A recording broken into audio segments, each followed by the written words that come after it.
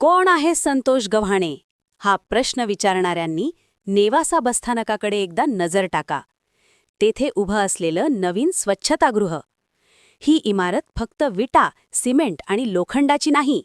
ही 2 वर्षांची चिकाटी आहे, एका माणसाची जिद्द आहे आणि महाराष्ट्र नवनिर्माण सेनेची काम करून दाखवण्याची ओळख आहे.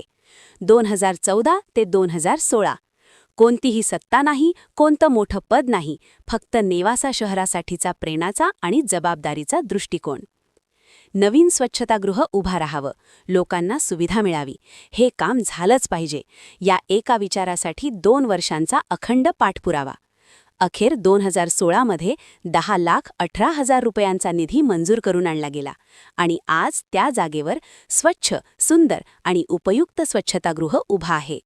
मनसेची ही कृती एकच गोष्ट सिद्ध करून जाते: सत्ता असली तरच काम होतं, हा गैरसमज आहे. मन असेल, निश्चय असेल तर सत्ता नसतानाही मोठी कामं करता येतात. नेवासा शहरासाठी काय करता येऊ शकतं याचं जिवंत उदाहरण म्हणजे संतोष गव्हाणे. काम करण्याची तयारी, जबाबदारीची भावना आणि लोकांसाठी काहीतरी करण्याची सततची उर्मी, हीच त्यांची ओळख, हीच त्यांची ताकद.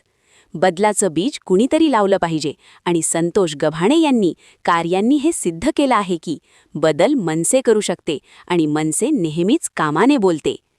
जय महाराष्ट्र.